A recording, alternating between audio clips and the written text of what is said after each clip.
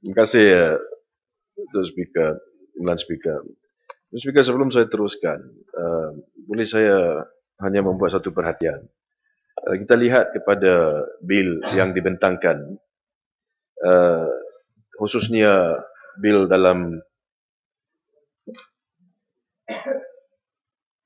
minta maaf, bil dalam bahasa Malaysia, kita tidak ada penterjemahan. Dan ini adalah satu perkara yang penting kerana perkataan yang digunakan dalam bil tersebut.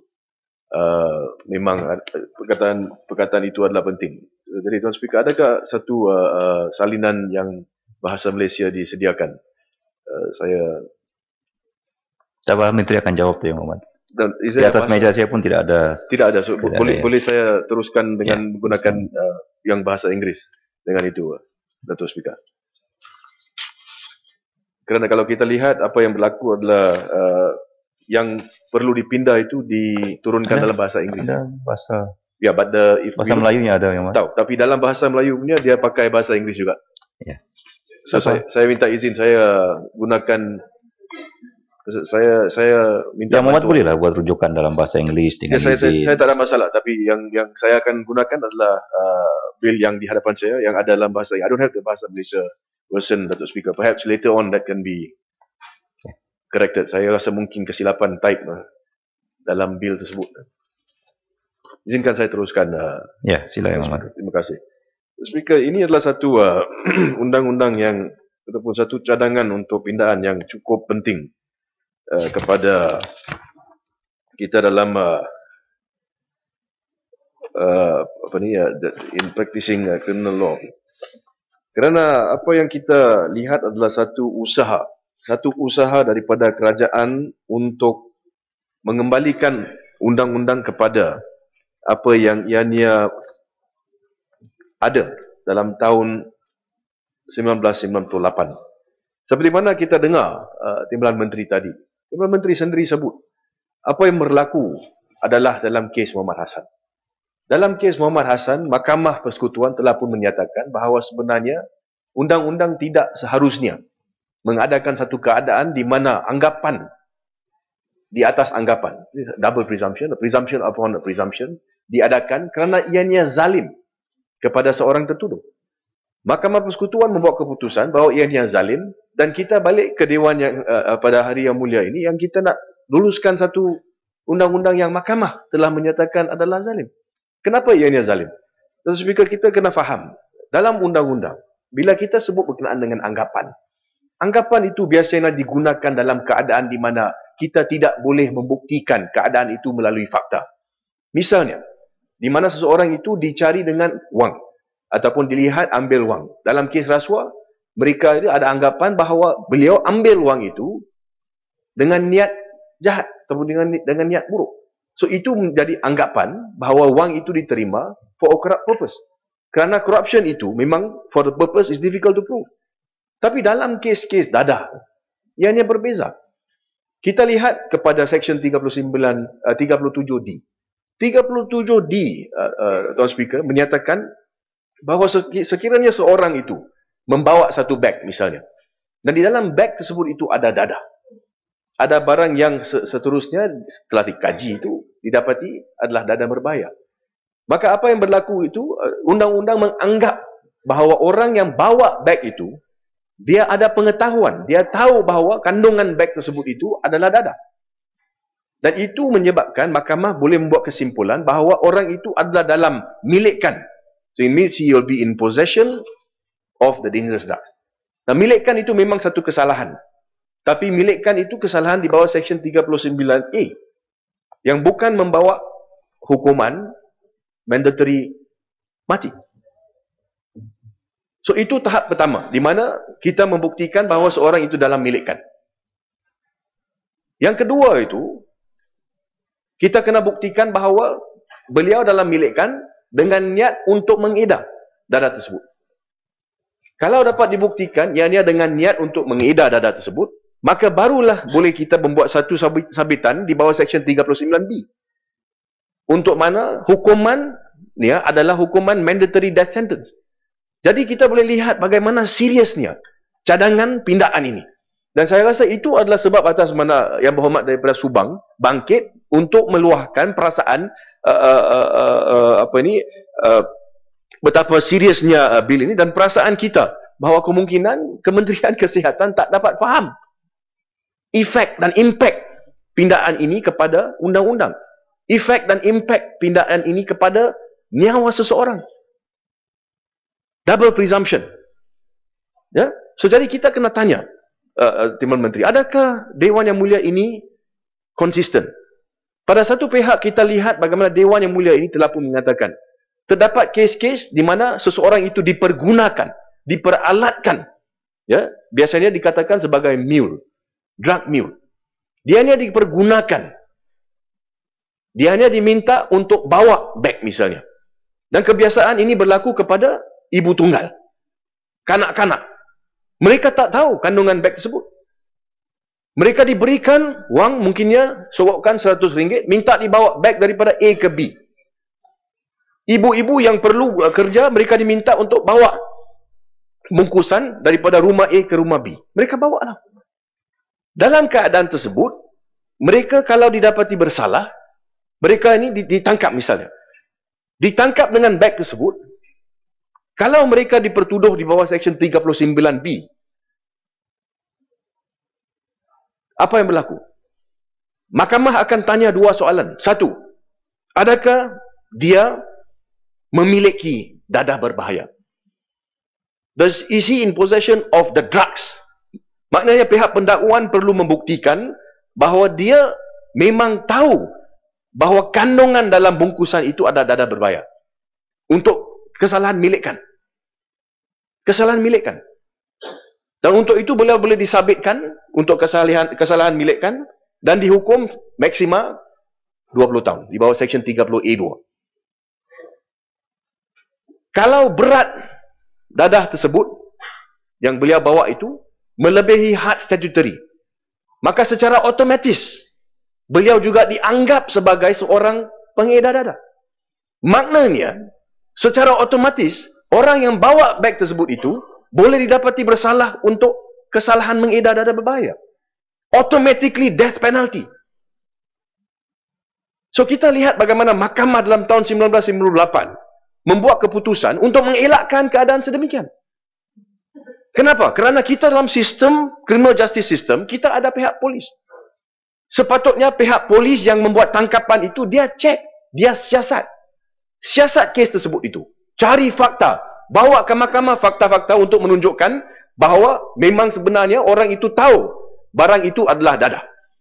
Then the second step, bahawa memang orang itu adalah seorang pengedar sebenar. Oleh itu mahkamah tidak membenarkan anggapan di atas anggapan. Mahkamah kata tak boleh, dangerous.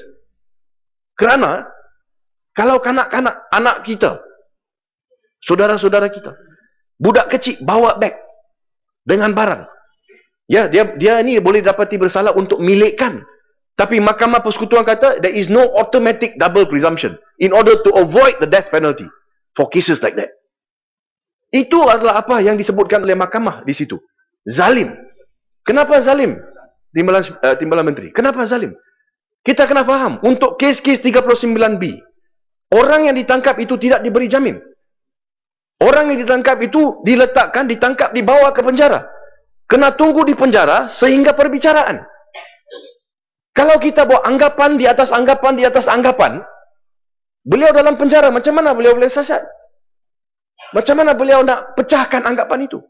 That's the reason why, apa yang kita perlukan adalah kalau kita nak tangkap orang itu, kita nak letak dalam riman, dalam penjara, kita perlu pihak polis untuk siasat semua fakta.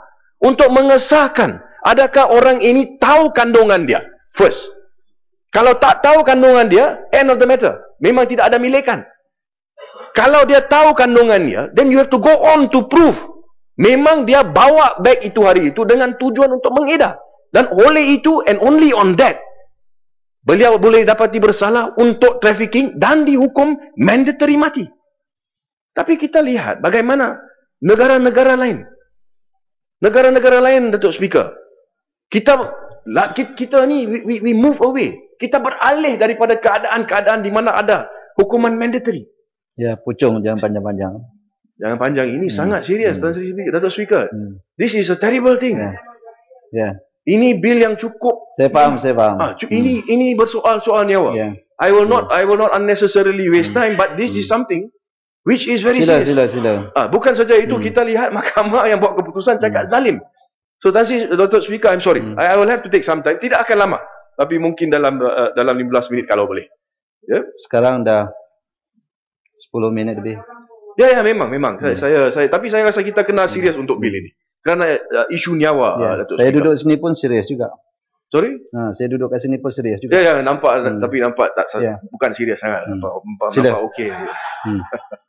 Tapi kita berbalik kepada soalan yang kita bangkitkan.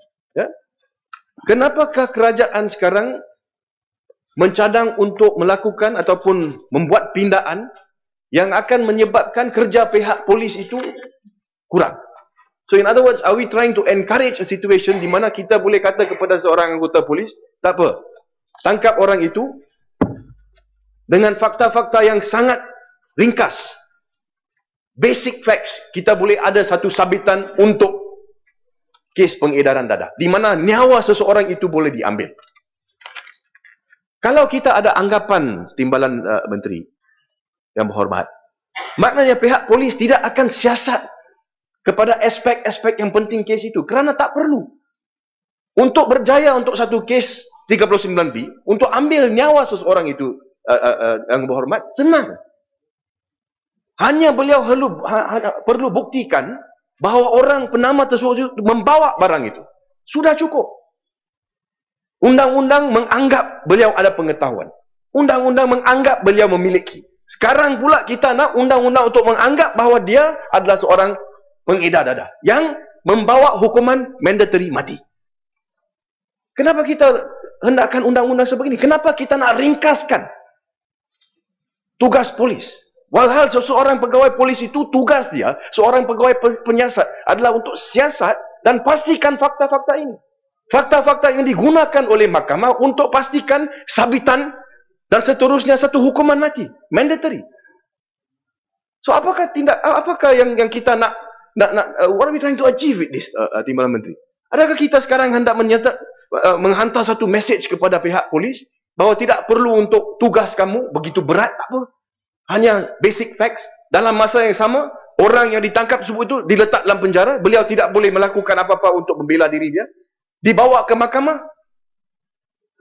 menghadapi pertuduhan, dan di atas anggapan itu didapati bersalah.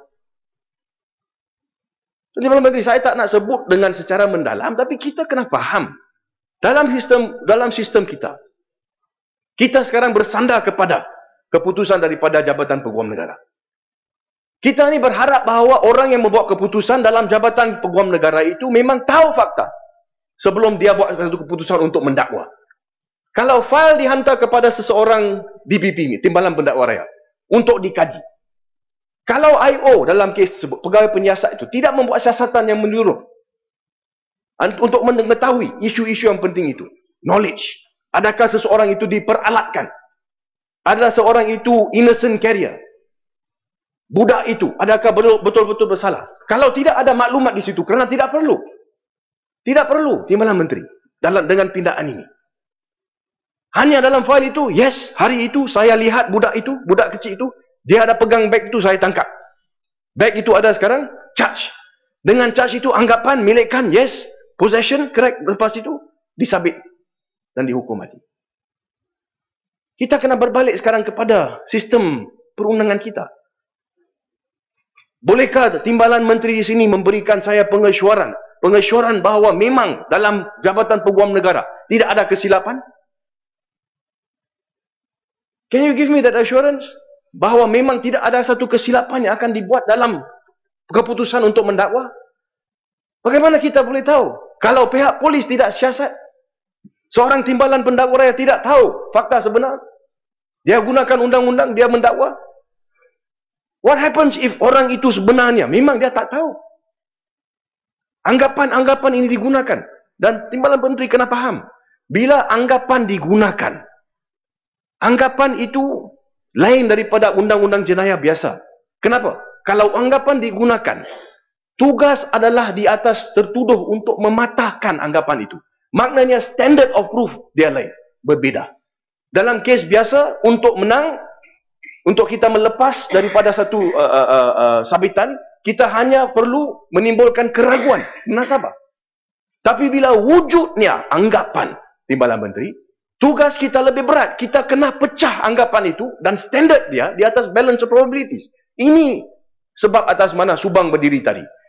Kerana dia ni tak tahu kita dalam Kementerian Kesihatan kita faham atau tidak. Sorry, Timbalan Menteri, saya nak bantu. Kalau saya boleh, I have to explain because this is Kementerian Kesihatan. So, kenapa kita ada... Ya, Pasir Putih bangun. Boleh minta lalu. Sila. Terima kasih. Pindaan yang kita ingin lakukan ini, saya nak tanya, adakah ia bentuk andaian atau untuk memastikan? Kerana sampel yang diambil itu, katakan dadah atau air kencing atau darah, untuk dipastikan atau untuk menjadi andaian? Jadi persoalannya, adakah makmal kita itu masih andaian atau tidak? Terima kasih. Baik, boleh saya jelaskan. I give you an example. Kalau kita lihat dalam, ini ada dua bahagian yang berhormat. Bahagian yang pertama itu berkenaan dengan analisa yang akan dibuat di bawah Seksyen 31A, di mana jelas disebutkan di situ biological sample collected. Itu lain. Itu saya memang saya setuju, ianya datang kemungkinan besar dalam bidang kuasa Kementerian Kesihatan dan kes Mahkamah Rayuan yang disebutkan tadi. Saya akan berbalik kepada itu. Tapi yang saya sebutkan sekarang ni berkaitan dengan perkara kedua, iaitu di bawah pasal nombor 4, application of presumptions. Saya rasa Timbalan Menteri memang faham. So kita berbalik sekarang kepada satu keadaan di mana kita kena faham. Timbalan Menteri, saya tak nak sebut dalam mendalam berkenaan dengan dalam keadaan kes-kes di mana kita lihat ada kesilapan pada pihak Jabatan Peguam Negara. Ada. Saya dalam pengalaman saya telah lihat ada kes-kes di mana memang kesilapan berlaku. Dan oleh kerana ada pemakaian anggapan-anggapan, seseorang itu didapati bersalah. Dan seterusnya dihukum gantung sampai mati. Tapi selepas kematian itu, dapat dibuktikan bahawa sebenarnya orang itu adalah seorang yang digunakan. Not the actual trafficker. Kerana after the conviction, baru wujudnya maklumat. Kes yang baru saya boleh sebutkan sebagai satu contoh, Timbalan Menteri, yang melibatkan seorang ibu tunggal daripada Singapura. Kes Nur Atika. Dalam kes tersebut, sama juga. Beliau didapati membawa satu beg. Low cost terminal. Di situ beliau ditahan. Dalam beg tersebut itu didapati dadah berbahaya. Pembelaan beliau kata memang beg itu diberikan kepada saya oleh seorang. Nama beliau diberikan, identiti beliau diberikan, maklumat berkenaan beliau diberikan.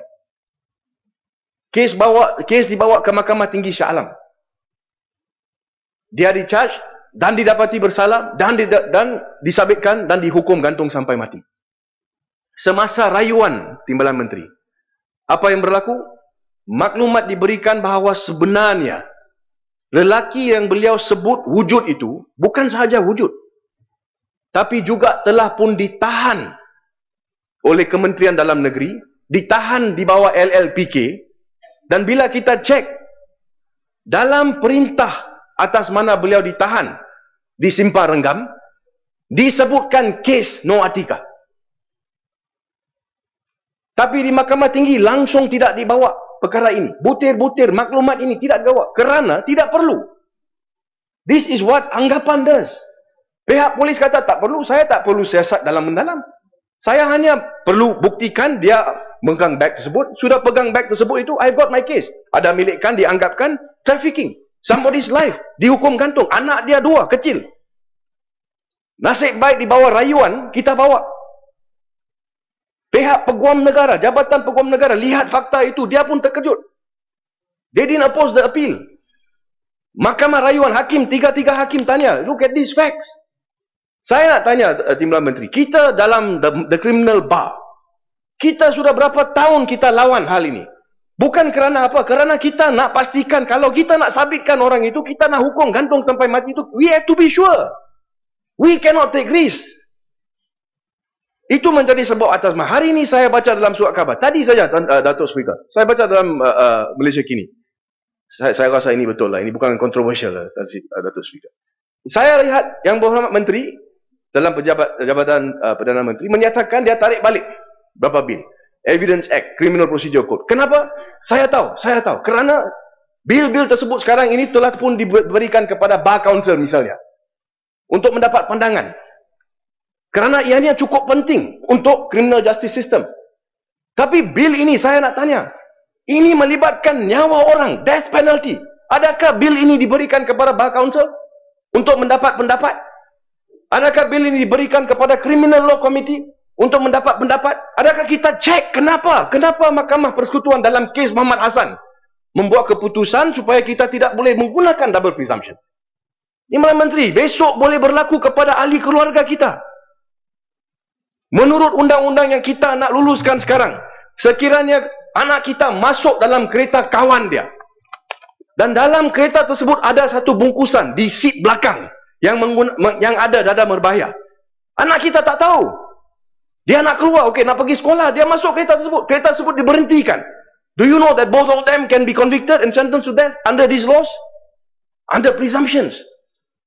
Ini berapa serius dia undang-undang ini. Dan saya tak faham, kenapa kita dalam Bar Council, kenapa kita sebagai ahli parlimen, kita langsung not consulted. Kita nak tahu kerajaan memang prihatin. Death penalty. I'll come to that after, as I go along. Tapi di sini kita kena tanya. Saya tak perlu sebut. Just 2 cases recently. Kita nak tanya berkenaan dengan siasatan. Kita nak tanya berkenaan dengan tindakan Jabatan Peguam Negara. Sama ada ataupun tidak kita boleh percaya. Sama ada ataupun tidak kita boleh pasti bahawa Jabatan Peguam Negara ini buat kerja dengan baik. 2 kes.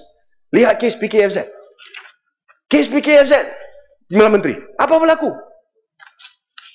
Peguam Negara semalam menyatakan kita tak appeal. Tak appeal kerana saksi utama kita, dia datang court, dia kata dia tidak ditipu. Yang disebut itu Dr. Mahathir. Charge terhadap Dr. Lim Leong Sik mengatakan dia menipu Dr. Mahathir. Dia menipu kabinet. Sampai akhir kes Timbalan Menteri, Dr. Mahathir datang kata tak ada.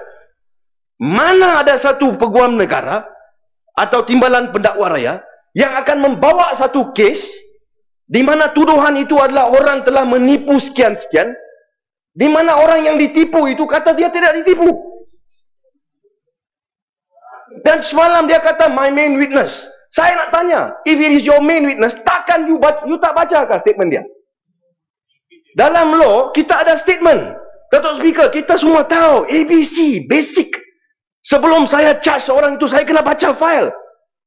Charge itu, dia tipu Dr. Mahathir. First question I ask, mana Dr. Mahathir punya statement? Check, Dr. Mahathir, okey, ada tipu. Yes, okey. Baru saya charge. Tapi sini kita lihat, bukan saja dia tidak, saya tak tahulah statement ada diambil ataupun tidak. But statement must have been taken, Timbalan Menteri. Statement must have been taken. Dia bawa daripada start sampai habis. Kes pendakwaan dia tak panggil Dr. Mahathir. Mana ada orang bawa kes dan tak panggil saksi yang paling penting? Ya, Yang Pucung. Yes. 25 minit dah. Saya minta maaf. Ini nyawa orang, Datuk Speaker. Saya minta sikit lah kalau boleh. Saya faham. Sikit kalau boleh. YB Pucung, saya faham. Apa yang telah diutarakan, YB Pucung dah sampai mesejnya. Ya. Ada dua saya percaya Timbalan Menteri pun dah faham.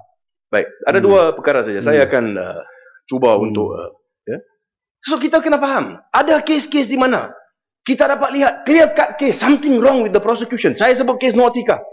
Saya menekan kes PKFZ, again another clear cut case where something went wrong. Kepada saya jelas, a statement was taken from Dr. Mahathir. He came to court and he probably went U-turn. Adakah itu perjury? Saya tak tahu. Impeach tak ada. What impeach? Didn't even call as a witness.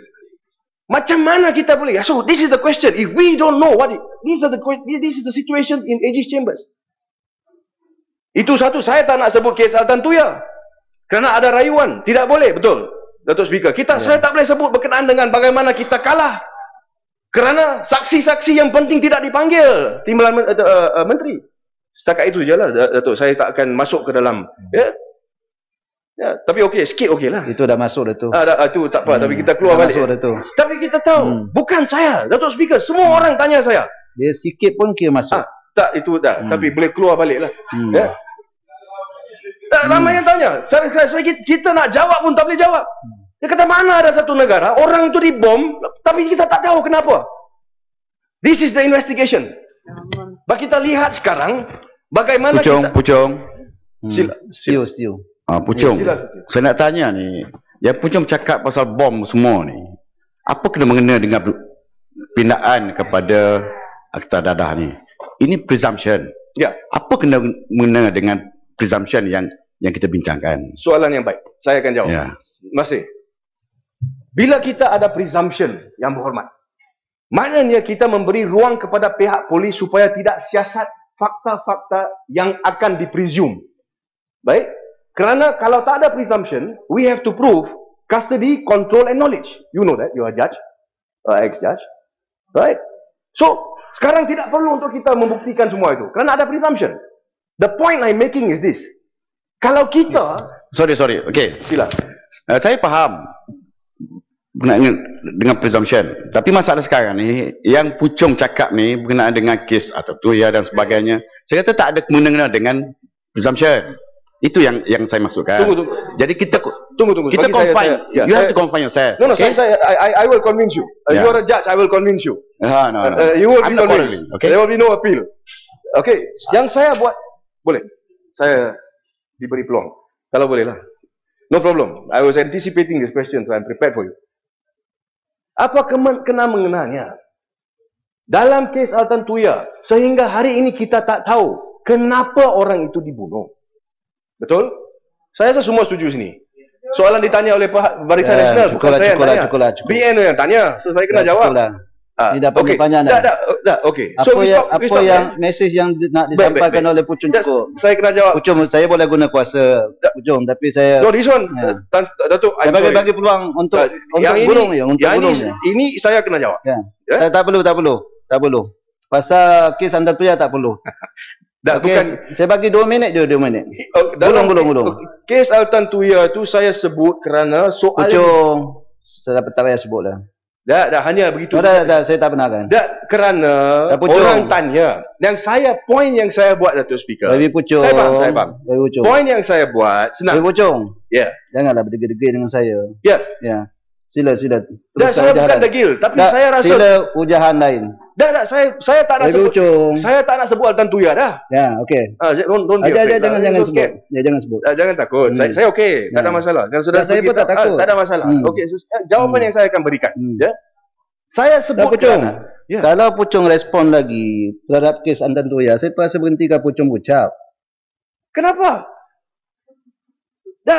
Saya tak sebut berkenaan dengan kes Altan Tuya. Saya sebut berkenaan dengan isu, point yang saya buat untuk ujahan section ini. Okey. Yeah, so hear me out, okay?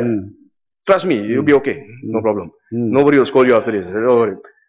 Yang saya sebut, seperti dalam kes itu, saya tak sebut nama. Tak sebut nama. Kes ibu, itulah.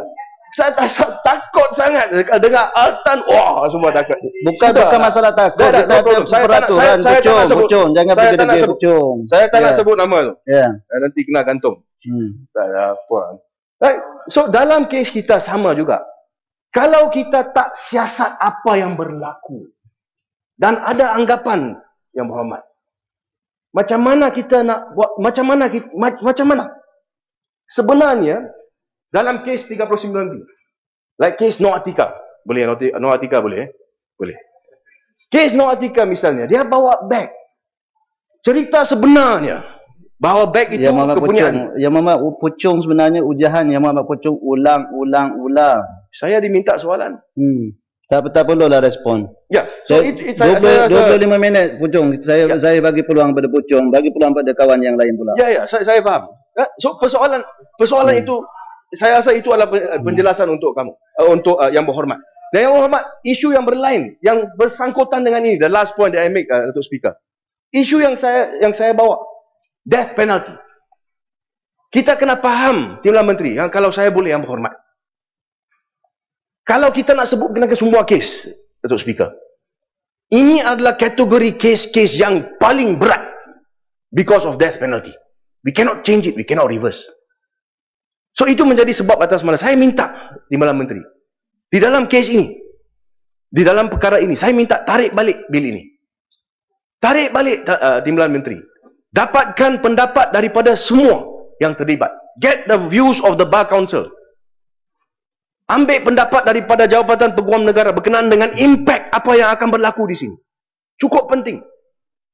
Dan juga saya nak tanya, bagaimana dengan death penalty? Last issue, Datuk Speaker. Dalam seminit saja.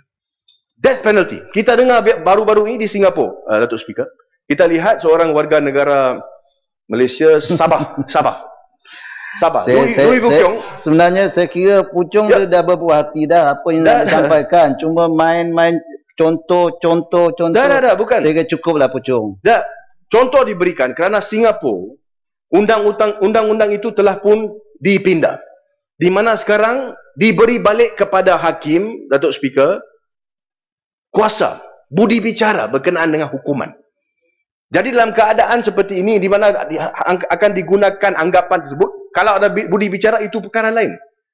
Tapi di Malaysia, walaupun kita dah sebut, Datuk Speaker, saya rasa dari segi, dari tahun 2010, kita dah sebut bahawa kita akan kaji. So saya nak tanya kepada Timbalan Menteri juga, apakah kedudukan, status berkenaan dengan isu itu? Ya, adakah kita akan teruskan dengan undang-undang yang sedia ada, ataupun adakah kita akan juga meminda undang-undang supaya tidak ada hukuman mandatory mati dalam kes-kes sebegini? Minta penjelasan sedikit. Ya, sebab poin terakhir saya terpulang. Sedikit saja. Ya, silakan. Sebab saya pun nak bangkit poin yang sama, tapi saya tapi Subang ada peluang berucap sebenarnya. Tak apa, saya tak mau ambil masa sebab ya, Subang tak nak berucap ya. Tak nak berbahas. Tak nak berbahas sebab dia bangkit, saya ambil peluang untuk minta penjelasan. Okay, Subang tak berbahas Tidak, lepas ni. Okey. Tak apa. Sila. Saya nak bahas sebab poin dia sudah bangkit poin tu. The point taken. Poin yang dibawa baru tadi oleh Puchong ni sangat penting. Sama ada Kerajaan Barisan Nasional akan mengembalikan bidang kuasa tu, discretion itu, budi bicara kepada hakim seperti yang telah dibuat di negara jiran kita Singapura, di mana mereka telah pindahkan apa di sana adalah Misuse of Drugs Act yang sama dengan Akta Dadah Membahaya kita. Hukuman mati telah dipindah dan kuasa itu telah diserah balik kepada hakim dalam kes-kes berkaitan dengan drug mule dengan izin, khusus untuk drug mule saja, di mana apabila dalam keterangan kes hakim dapati bahawa memang benar orang yang dituduh itu adalah seorang drug mule dan juga telah memberi kerjasama kepada pihak penyiasat dan sebagainya, dia ada budi bicara untuk untuk pindah bagi hukuman yang lain lah, dia dikecualikan daripada hukuman gantung. Jadi saya minta pandangan itu, pandangan Puchong, sama ada inilah arah sepatutnya Malaysia pun, negara kita pun patut ikut sebagai satu langkah permulaan dan akhirnya kita kena elak daripada hukuman mati secara mandatory. Minta penjelasan dan pandangan Puchong. Terima kasih Yang Berhormat kepada Subang. Itulah perkara pokok yang saya bangkitkan. Bila kita lihat negara lain membuat pindaan, iaitu daripada dahulunya wujud undang-undang mandatory untuk hukuman mati. Kita lihat bagaimana sekarang mereka kembalikan bidang budi bicara kepada hakim kerana perlu kepastian. Jadi terdapat kes-kes di mana tidak ada kepastian, maka mereka itu diberi kepada hakim tersebut itu budi bicara. So isu dia kepastian. Dalam kes kita juga sama. Kalau negara kita nak wujudkan anggapan, that means we are going away from kepastian. Kerana pihak polis tidak perlu siasat dengan menyeluruh. Kalau mereka tak siasat dengan menyeluruh, maka tidak ada kepastian. Tapi mereka bergantung, Timbalan Menteri, kepada anggapan. Dan itu menjadi masalah. In criminal law today, it's the other way around. This law takes us 10 step backwards. It's regressive. Kerana yang kita nak, objektif yang kita nak itu, We are moving away from it. Instead of moving towards a system dengan izin, where we are more certain, more sure, we have a situation where we are not interested in the truth anymore. We are only interested dengan izin kalau kita dapat bukti, fakta yang basic, terus kita boleh hukum seorang itu, dan hukuman itu adalah hukuman mandatory. Jadi dalam keadaan tersebut, Datuk Speaker, saya sekali lagi mengucapkan terima kasih lah kerana saya pinjam masa daripada Subang. Dia tak nak berucap, tak ada. Mungkin seminit dua. Saya minta kalau boleh, yes, Timbalan Menteri, kalau boleh, saya nak satu jawapan berkenaan dengan itu. Kalau boleh, saya minta tarik balik undang-undang ini. Biar undang-undang ini diberikan kepada pihak-pihak yang berkaitan, seperti Bar Council. Let us sit back and talk. Let's think about this, Timbalan Menteri. Ini adalah satu langkah yang memang seperti mana saya sebut tadi, is a real great step backwards. Terima kasih, Datuk Speaker. Terima kasih.